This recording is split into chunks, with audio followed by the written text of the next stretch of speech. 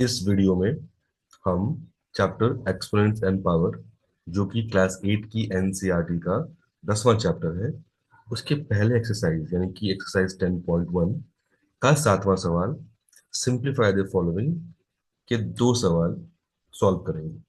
जैसा कि सवाल अपने आप में इस बात को साफ कहता है कि हमें यहाँ पे केवल दिए गए दोनों सवालों को सिंप्लीफाई करना है, यानी कि हमें कोई वैल्यू नहीं निकालनी, हमें टी की वैल्यू नहीं निकालनी, हमें कोई इवैल्यूएशन नहीं करना। यहाँ दिए गए सवाल को हमें और सिंपल फॉर्म में निकालना है। और जब कहें कि सिंप्लीफाई द फॉलोइंग, तो उस फॉर्म में निकालना है कि उसके आगे ये सवाल और ब्रेक नहीं हो सकता। उसके आगे हम कोई भी और फॉर्मूला उस पर लगा करके उसको नहीं तोड़ सकते। तो हमें वो फॉर्मूला, वो तरीका निकालना है और सवाल को सिंप्लीफाई करना है। सबसे पहले हम लोग सबसे पहले सवाल की ओर देखते हैं।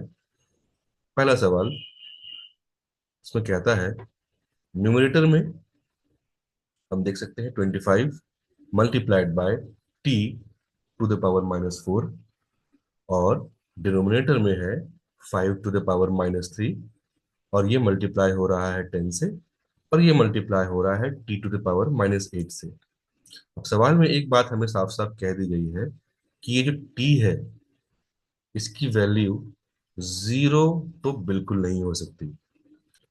क्यों? क्योंकि ध्यान देने वाली बात है, अगर टी की वैल्यू जीरो हो जाती है तो अब चाहे कोई भी पावर हो, टी अगर जीरो हो गया तो ये सारा जो आपको डिनोमिनेटर में दिख रहा है, ये सब जीरो हो जाएगा।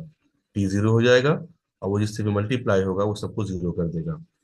और डिनोमिनेटर में कभी भी जीरो की वैल्यू हम नहीं कर सकते, अदरवाइज जो हमारी वैल्यू आएगी वो इनफिनाइट हो जाएगी, और वो हमारा एक प्रॉपर फ्रैक्शन नहीं होगा। तो हम टी को जीरो नहीं मान सकते। अब हम, हमारे पास जो सवाल है उसे हम देखते हैं और इसे आगे बढ़ाते हैं। अगला स्टेप हम देख सकते हैं यहाँ पर कि 25, 5 और 10, अब देखा जाए तो इन सब में कुछ समानता नहीं है, लेकिन हम एक चीज साफ साफ देख सकते हैं कि 25 भी 5 से डिविजिबल है, 10 भी 5 से डिविजिबल है, और 5 टू द पावर -3 में तो बेस 5 ही है। तो अगर हम 25 से, 10 से, दोनों ही नंबर से,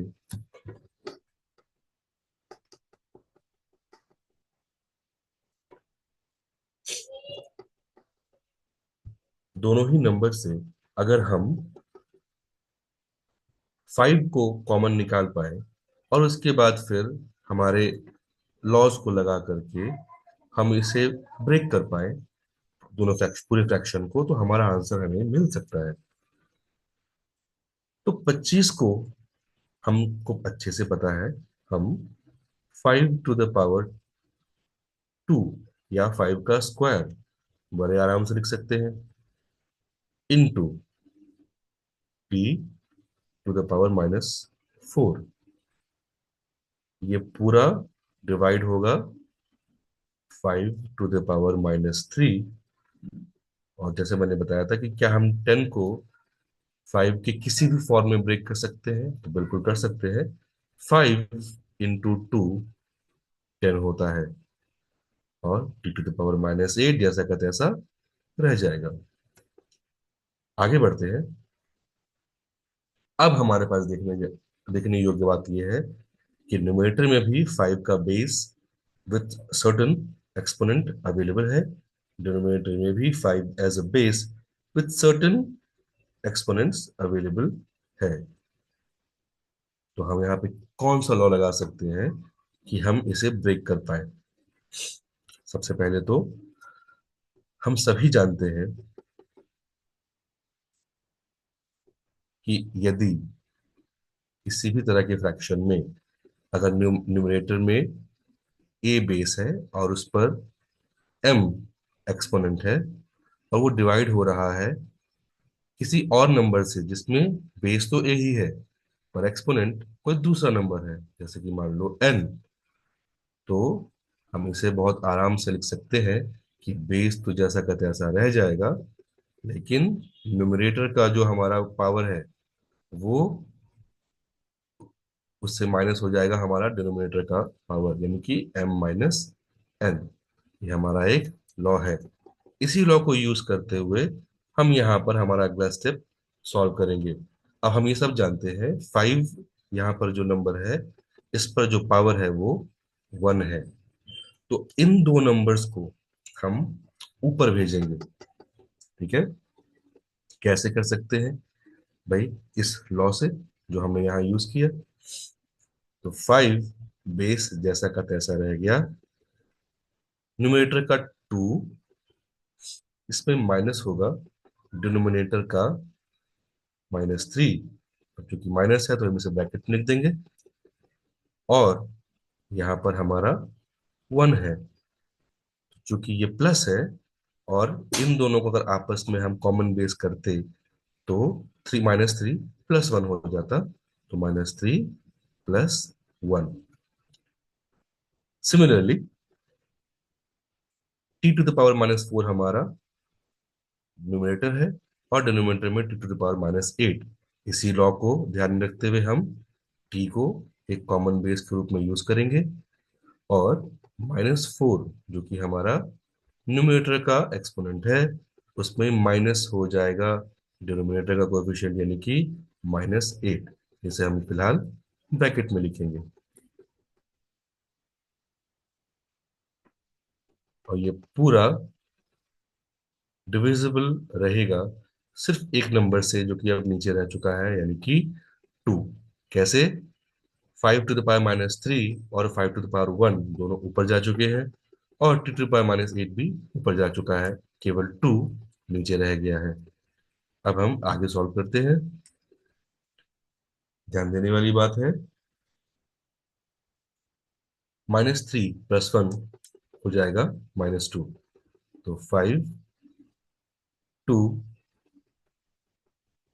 ब्रैकेट के अंदर -2 × t⁻⁻4। ये ब्रैकेट ओपन होते ही हो जाएगा +8, और 2 हमारा जैसा का तैसा डिनोमिनेटर में रह जाएगा।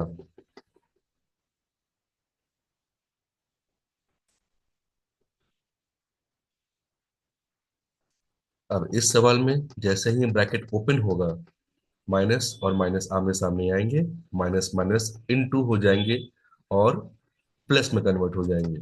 तो 2 + 2 हमारा हो जाएगा 4